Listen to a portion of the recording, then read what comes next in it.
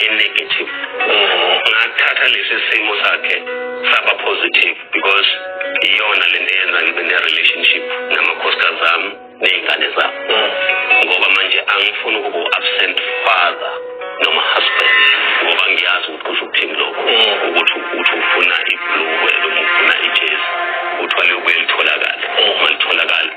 So ngicabanga ukuthi-ke leyo element whether iya-translate ibe positive namhlanje noma ibe negative kodwa ine-contribution enkulu in my life. Yabo lento yokuthi nje ashiye uma wami kwakufuneka ngikuthathe because kwakwenziwa ubaba kodwa kwangenza ngangakuthatha ngathi hayi azayikho right lento ngoba ngazibona njengengane ekhula ngaphandle komunye umzali.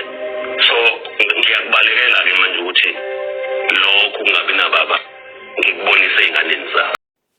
You said you don't want to be an absent husband, but you have been an absent husband to Utobile. Ubone ama facial expression awayenzayo wekhuluma lento lezi.